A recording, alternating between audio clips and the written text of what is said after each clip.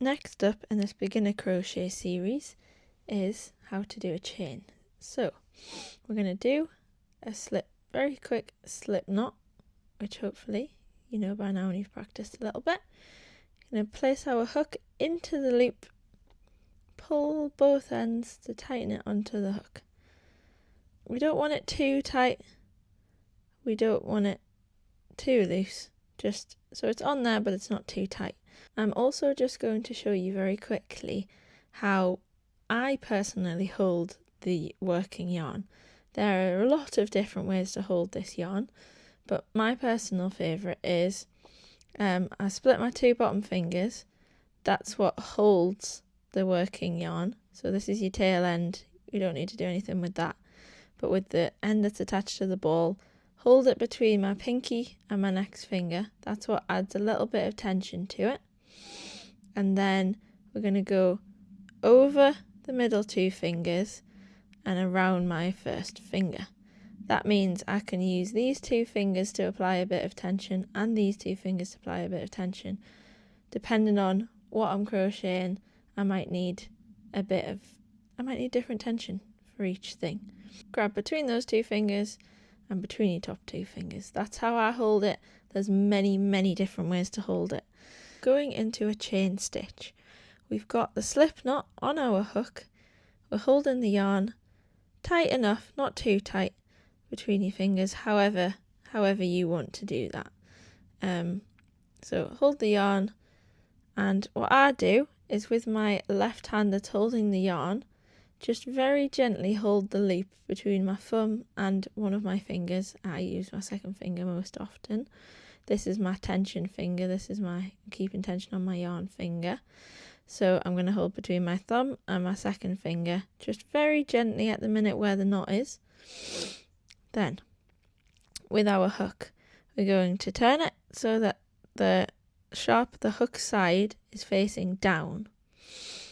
Going to go over the yarn, twist it towards you. So we've grabbed it with the hook down, we're going to twist it towards you and then just pull through the one that's on the hook, pull through the loop that was already on your hook. And that's it, that's your first chain. So then again, we've got another loop on our hook now. We're going to go hook down, grab that yarn, twist it towards yourself and pull through that loop. Hook down, grab the yarn, twist it towards yourself, pull through the next loop. So each time we're making a new loop on our hook, we're going to go hook down, twist towards yourself and pull through that loop. Don't pull too tight, and there's many different places where it can make it too tight. So in your left hand where you're holding it, if you're pulling really hard on that yarn, hopefully you can see there, if I'm pulling too hard on it, it's making that stitch very tight compared to the last few. It can make it looser if you pull your hook too much. It can make it tighter if you pull your yarn too much. So just practice here, just have a go at a chain a couple of times.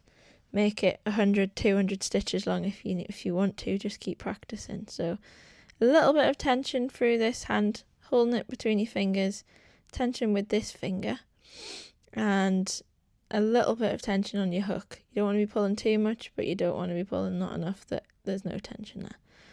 So keep a decent sized loop on your hook. You don't want it to be really tight on the hook, like you want to leave a little space. We're going to go again. Got our loop on our hook. Over the yarn, twist it towards yourself, pull it through the loop. Hook down, twist it towards yourself, pull through. Down, towards yourself, pull through. Down, towards yourself, pull through.